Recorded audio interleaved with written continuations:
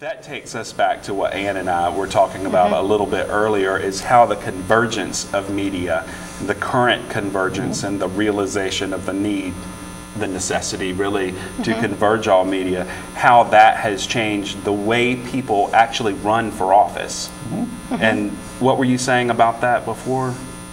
Well, I mean, actually, the internet, like Steve was saying, is this brand new medium, or media, I guess, because it's a lot of different, has really changed the game a lot. Now, the first time you really saw the internet, it's actually changed political It campaigns. has. We saw how Obama effectively used the internet to campaign and to rally younger voters and so forth. It really worked very well for him. And even earlier with Howard Dean. And Howard Dean, for president, when he lost the Iowa caucuses, but he gave that famous yell. I'm not going to oh, do none it of here. us could replicate it. But, we can say you lie, but you know, we can't. That's right. We can't do that. But and that really and everybody kind of came together on that, and it really helped bring down his campaign for president. That would have been back in 2000, I think it was, or 2004. That's right, in that campaign. But the thing with the internet too is interesting. Is I get maybe you all do too, but I get you know, updates from both political parties just to see what they're doing. Yeah. And a lot of time in their updates that they send over the internet, they embed video of the specific candidates or messages, and many of which are already loaded up to YouTube. Most of them have a YouTube designation on them. That's another part of the media that's really changed the game. A fairly inexpensive way to get, you know, your message across are things like YouTube, Twitter, Facebook, the use of all these media to sort of campaign in a different way.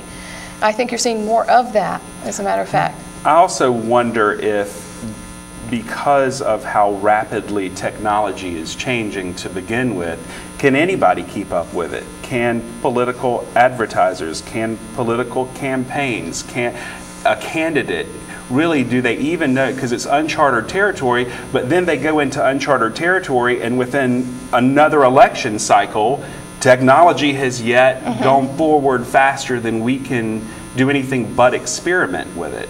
And I wonder if they're kind of experimenting with it right now. Well, it's changed a lot since 2008, since the last election. Oh, yeah. Things have changed a great deal.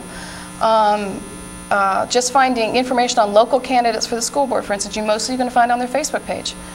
You just have to you go to the internet first, type in keywords. They're not going to run campaigns on television. It's an inexpensive way. It gets movements going on the internet too. And this is in competition with television, that's true. But getting back to television itself, where, you know, what's driving the news cycle, as Steve said, is the candidate. The candidate just has to kind of, as you said, sort of do an end run or do something that they know will stimulate some news about them in a given week. I'm not a witch. I'm not a witch. It certainly stimulated news about them. Did you have something you wanted to Well, I was going to say that like the traditional gatekeeping media aspect is pretty much extinct. There's information out there. Anyone with a computer can look it up, and they don't really care if it's coming from NBC or CNN. I mean, I'm not sure they even know anymore where no, it's I don't think exactly. And I think the candidates really are looking to the new media just because they're trying to get the youth vote. You know what I mean? That's sort of the untapped market.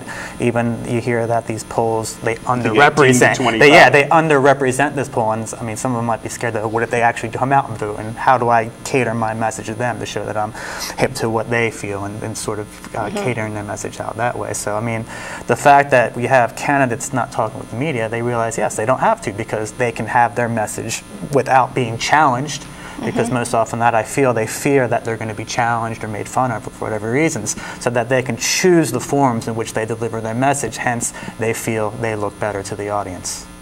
Well, the last topic, because we have very little time left, I wanted to discuss was political advertising, the current state of it. The reason why I use that topic is because we experience many of the same things both in print and in television broadcast. Every election cycle we hear, oh, it's the worst it's ever been. It's horrible. My experience, and while it is limited, is that it's always been very attackish. I don't remember a time when it was not. Do y'all?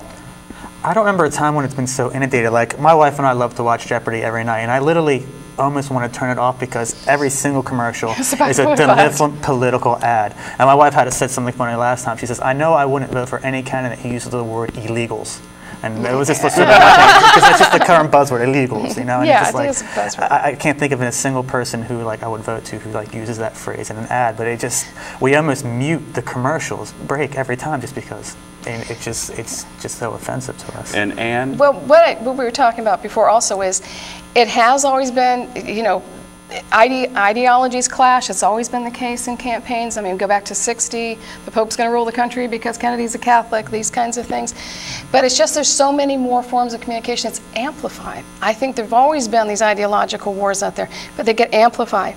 And they get amplified on television too. And I'm not saying just television, maybe more so on television and radio, in traditional media, certainly on the internet and through other social media, and to some extent perhaps in print too, as they all seem to be following the same storyline. You know, media. Good. And Steve.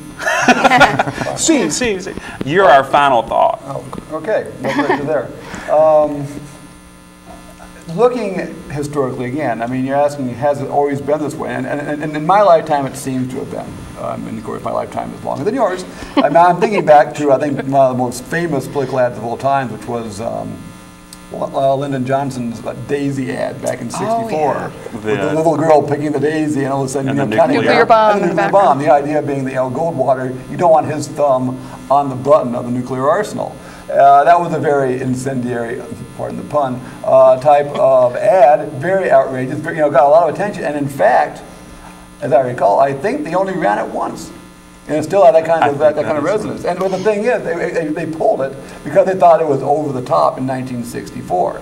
You know, I think by today's standards, it would be not only mild, it would be kind of almost elegant. And certainly, it set the tone for what was to come in later generations. I think ultimately, though, attack ads are with us. They will always, like the poor, I guess, will always be with us. The reason being, if they didn't work, they wouldn't be there. I mean, these are people who get paid a lot of money to figure out what works. These work. People relate to this. They say they hate them, but for some reason they bind in their minds what was said. It's effective, and it might influence votes. So I'm guessing, if I just know human nature, and I fear I might, attack ads are going to be on the scene of the political arena in this country probably for the foreseeable future. And that's perfect note to end on. We're going to send it back to the studio now and get some more election coverage. Thanks for joining us.